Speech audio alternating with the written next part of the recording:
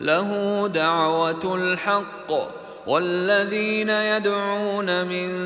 دونه لا يستجيبون لهم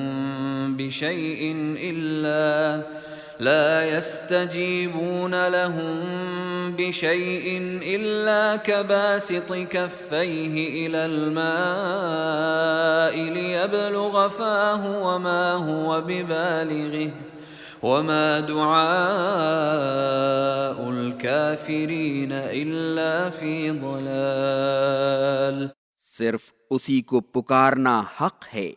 اور جو لوگ اس کے سوا دوسروں کو پکارتے ہیں وہ ان کی کوئی حاجت پوری نہیں کرتے ہیں۔ ان کی حالت اس آدمی کی ہے جو اپنے دونوں ہاتھ پانی کی طرف پھیلائے تاکہ اس کے منہ تک پہنچ جائے، حالانکہ وہ کبھی بھی نہیں پہنچ سکتا، اور کافروں کا اپنے معبودوں کو پکارنا رائے گاں ہی جاتا ہے۔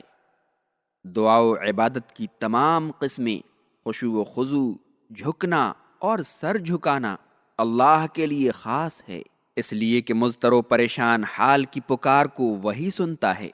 وہی ان کی تکلیفوں کو دور کرتا ہے، اس لیے صرف اسی کی عبادت کی جانی چاہیے، اسی کے سامنے گریہ و زاری کرنی چاہیے۔ اور جو لوگ بتوں کی پرستش کرتے ہیں ان کی مثال اس آدمی کی ہے جو اپنے دونوں ہاتھ پانی کی طرف بڑھائے تاکہ اس کے منہ تک پہنچ جائے، لیکن پانی اس کی پیاس کو محسوس نہیں کرتا اور نہ ہی دیکھ پاتا ہے کہ کوئی اپنے ہاتھ اس کے سامنے پھیلائے ہوئے ہے، اس لیے نہ وہ اس کی فریاد سن پاتا ہے اور نہ اس کے منہ تک پہنچتا ہے۔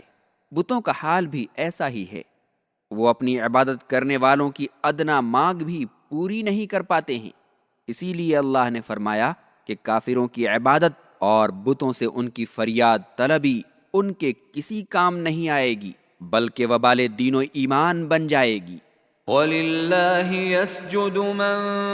فِي السَّمَاوَاتِ وَالْأَرْضِ طَوْعًا وَكَرْهًا وَظِلَالُهُم بِالْغُدُوِّ وَالْآصَالِ۔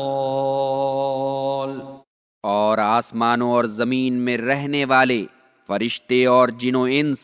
صرف اللہ کو سجدہ کرتے ہیں، چاہے خوشی سے کریں یا مجبور ہو کر، ان کے سائے بھی صبح و شام اللہ کو سجدہ کرتے ہیں۔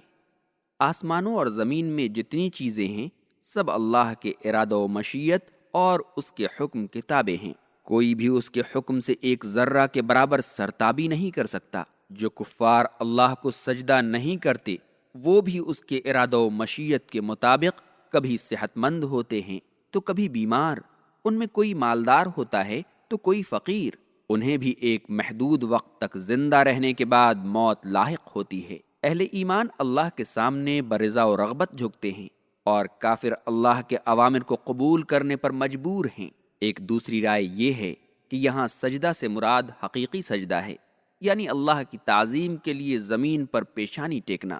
تو اہل ایمان انس و جن اور فرشتے فی الواقع صبح و شام یعنی ہمیشہ اللہ کو سجدہ کرتے رہتے ہیں، اور اہل کفر حالت اضطرار میں اللہ ہی کو سجدہ کرتے ہیں، جیسا کہ اللہ نے سورۃ العنکبوت آیت 65 میں فرمایا ہے وَإِذَا رَكِبُوا فِي الْفُلْكِ دَعَوُا اللَّهَ مُخْلِصِينَ لَهُ الدِّينَ، کہ جب کشتی میں سوار ہوتے ہیں تو اللہ کو پورے اخلاص کے ساتھ پکارتے ہیں۔ اسی طرح انسان اور دیگر تمام مخلوقات کے سائے بھی اللہ کو سجدہ کرتے ہیں۔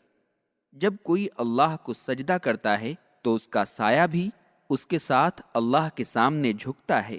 مفسرین لکھتے ہیں کہ کوئی بعید بات نہیں کہ سایہ بھی حقیقی معنوں میں اللہ کو سجدہ کرتا ہو، جیسا کہ پہاڑ اللہ کی تسبیح میں مشغول ہوتا ہے۔ اللہ تعالیٰ نے سورۃ النحل آیت 48 میں فرمایا ہے اَوَلَمْ يَرَوْا إِلَى مَا خَلَقَ اللَّهُ مِنْ شَيْءٍ يَتَفَيَّأُ ظِلَالُهُ عَنِ الْيَمِينِ وَالشَّمَائِلِ سُجَّدًا لِلَّهِ وَهُمْ دَاخِرُونَ، یعنی کیا انہوں نے دیکھا نہیں کہ اللہ نے جتنی چیزیں پیدا کی ہیں ان کے سائے دائیں اور بائیں سے اللہ کو سجدہ کرتے ہوئے ڈھلتے ہیں، اور وہ اللہ کے لیے عاجزی اور انکساری اختیار کیے ہوتے ہیں۔ قل من رب السماوات والأرض قل الله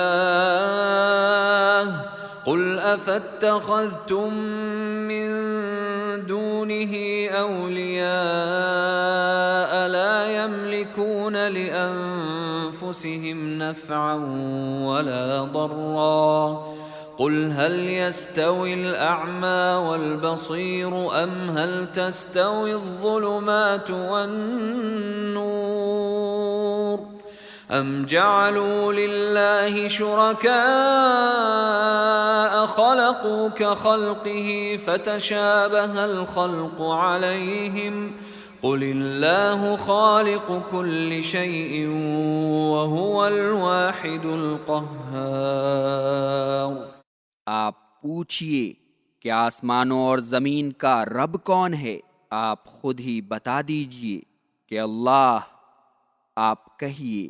کہ کیا تم لوگوں نے اس کے سوا دوسروں کو یار و مددگار بنا لیا ہے جو خود اپنی ذات کے لیے کسی نفع اور نقصان کے مالک نہیں ہیں؟ آپ کہیے کہ کیا نابینا اور بینا دونوں برابر ہیں؟ یا کیا تاریکی اور روشنی برابر ہے؟ یا کیا انہوں نے اللہ کے کچھ ایسے ساجی بنا لیے ہیں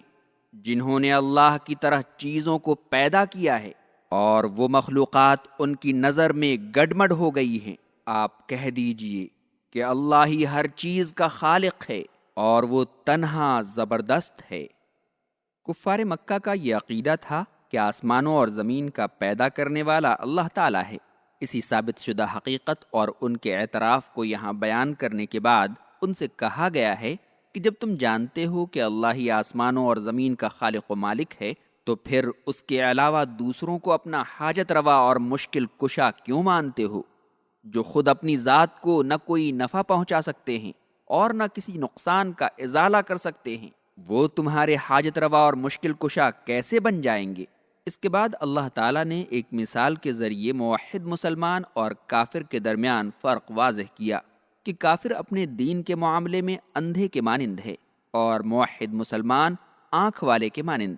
کافر اپنے کفر کی تاریکی میں بھٹکتا رہتا ہے اور موحد ایمان و توحید کا مشعل لیے منزل کی طرف بڑھتا رہتا ہے۔ اسی لیے اللہ تعالیٰ نے آگے فرمایا کہ کفر کی تاریکی اور ایمان کا نور دونوں برابر نہیں ہو سکتے ہیں۔ کفار و مشرکین کی کم عقلی اور نادانی کو مزید اجاگر کرنے کے لیے اللہ تعالیٰ نے فرمایا کہ جن باطل معبودوں کو وہ اللہ کا شریک ٹھہراتے ہیں، کیا انہوں نے اللہ کی طرح آسمان، زمین، شمس و قمر، پہاڑ، سمندر اور جن و انس کو پیدا کیا ہے، جنہیں دیکھ کر مشرکوں کو شبہ ہو گیا ہے کہ وہ شرکا بھی معبود ہیں؟ ایسی کوئی بات نہیں ہے، بلکہ انہوں نے اپنی جہالت و نادانی کی وجہ سے ان چیزوں کو اپنا معبود بنا رکھا ہے۔ اسی لیے اللہ تعالیٰ نے نبی کریم صلی اللہ علیہ وسلم کو حکم دیا کہ حق بات بیان کر دیں اور کہہ دیں کہ ہر چیز کا خالق اللہ ہے، اس لیے عبادت کا بھی مستحق صرف اسی کی ذات ہے۔